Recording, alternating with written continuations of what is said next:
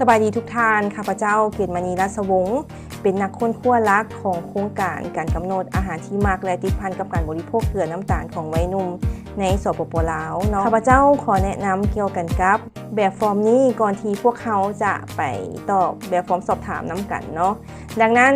ในแบบฟอร์มสอบถามนี้จะประกอบมีอยู่4ภาคส่วนก็คืออันที่1เขาจะถามเกี่ยวกันกับข้อมูลอาหารที่มักอันที่2เป็นเราจะถามเกี่ยวกันกับรายละเอียดของอาหารที่บริโภค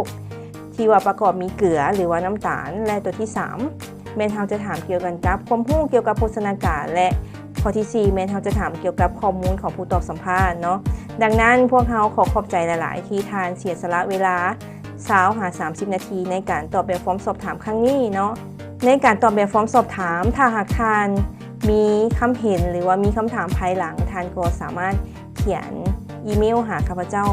ดังลุ่มนี้ได้เนาะการค้นคว้านี้แมนจะตั้งปฏิบัติขึ้นภายใต้การร่วมมือระหว่างนักค้นคว้าจากสถาบันสาธารณสุขศาสตร์และการแพทย์เขตฮอนคือข้าพเจ้าเองร่วมกับนักค้นคว้าอาวุโสจากมหาวิทยาลัยเปอร์ดูและอินเดียนา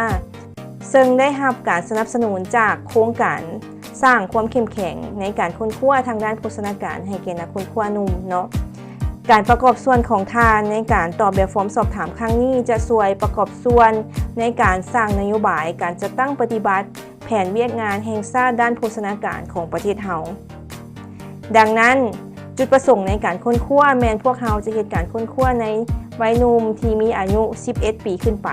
เพื่อซอกฮู้แนวทางหรือว่าความคิดของเขาเจ้าเกี่ยวกับอาหารแต่ละชนิดที่เขาเจ้ามักกินหรือบ่มักกินเพื่อเบิ่งความมักของอาหารและซอกหาปัจจัยเสี่ยงต่อสุขภาพในอนาคตการค้นคว้านี้บ่แม่นบททดสอบหรือว่าบ่แม่นบทสอบเส็งเนาะดังนั้นจะบ่มีคำตอบใดที่ถูกหรือผิดทุกคนสามารถมีคำตอบตามที่ตัวเองคิดหรือว่าเข้าใจได้โดยที่บ่จำเป็นต้องฟังหรือว่าตอบคำถามตามคำแนะนำของผู้อื่นเนาะบ่ว่าจะเป็นหมู่เพื่อนครอบครัวไอ้น้องครูประจำชั้นครูประจำห้องครูประจำวิชาทุกคนล้วนแล้วแต่มีความคิดที่แตกต่างหลากหลายเป็นของตนเองและก็บ่จำเป็นต้องคือกันฉะนั้นข้าพเจ้าแนะนำให้ทุกคนตอบด้วยตนเองตามความคิดของตัวเองเมื่อทุกทานบ่ฮู้จักคำตอบบ่ควรจะเดาหรือว่าไปซอกหาตามแรงอื่นเนาะแต่ว่าควรจะเลือกตัวเลือกที่บอกว่าบ่ฮู้เนาะตามตัวจริงเพื่อเราจะได้ประเมินถูกต้องเพราะว่าคันสมมุติบรรดาทานตอบโดยบ่แม่นความรู้ของตัวเองเฮาก็อาจจะมีการนำเสนอหรือว่าไปวิเคราะห์ที่ผิดพลาดไปจากตัวจริงเนาะดังนั้นทุกคำตอบที่ทานส่งมารวมไปถึงข้อมูลส่วนตัวของทุกทานจะบ่ได้มีการเปิดเผยหรือว่าเผยแพร่ให้คนอื่นรู้นอกจากทีมงานค้นคว้านำกันเท่านั้นเนาะนอกจากนี้ผลการค้นคว้าที่พวกเราได้ซึ่งว่าเป็นคำตอบจากทุกทานแม้นจะถูกสรุปและนำเสนอให้แก่ผู้รับผิดชอบในการพัฒนาและก็จะตั้งปฏิบัติคู่มือแนะนำในการส่งเสริมการกินอาหารเพื่อโภชนาการในวัยเหียนและจะประกอบส่วนเป็นแนวทางแผนการในการตอบโต้ภาวะขาดโภชนาการตามแนวทางปฏิบัติแห่งชาติด้านโภชนาการปี 2021-2025 ซึ่งผลดังกล่าวจะถูกเผยแพร่ให้คู่ร่วมมือภายในประเทศเฮาเนาะผู้ให้ทุนและกับคู่ร่วมมือในของเขตอื่นๆโดยจะบ่มีการเปิดเผยหรือว่าเผยแพร่ชื่อหรือว่าข้อมูลส่วนตัวของผู้ตอบสัมภาษณ์เนาะดังนั้นในการตอบสัมภาษณ์นี่แม่นเฮาจะแบ่งเป็น2กลุ่มก็คืออันที่1ในกรณีที่ว่าผู้ตอบสัมภาษณ์มีอายุต่ำกว่า15 ปีแม่นผู้ตอบสัมภาษณ์จะต้องได้รับการยั่งยืนหรือว่าได้รับการอนุญาตจากผู้ปกครองหรือว่าครูประจำชั้น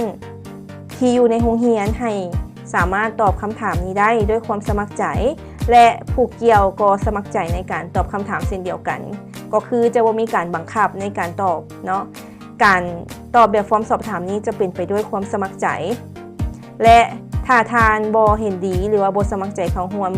ก็จะบ่มีผลหยังต่อกับการเรียนหรือว่าการปฏิบัติตัวในโรงเรียนหรือว่าในสภาพแวดล้อมอ้อมข้างของทานต่างๆเนาะทุกอย่างจะคือเก่าสำหรับทานที่มีอายุ15 ปีขึ้นไปแม่นทานสามารถติ๊กได้อยู่มองห้องที่ให้ยั่งยืนการสมัครใจเข้าร่วมกันตอบสัมภาษณ์เนาะสุดท้ายนี้ข้าพเจ้าอยากขอบใจทุกท่านที่เสียสละเวลาในการตอบแบบฟอร์มสอบถามนี้จนจบข้อมูลทุกอันที่ท่านตอบแม่นจะนำเข้าไปในการวิเคราะห์เพื่อนำเสนอ เป็นนโยบายหรือเป็นข้อมูลที่จะไปวางแผนเป็นนโยบายเกี่ยวกับเวียกงานโภชนาการในอนาคตข้าพเจ้าขอแสดงความขอบใจมายังทุกท่านที่ได้เสียสละเวลาในการตอบแบบฟอร์มสอบถามนี้ด้วยความอดทนและตั้งใจ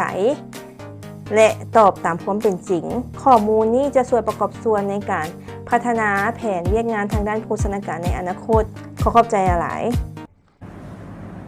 มาป้อนแบบฟอร์มน้ำกันหลายๆเด้อ君の虜になってしまえばきっと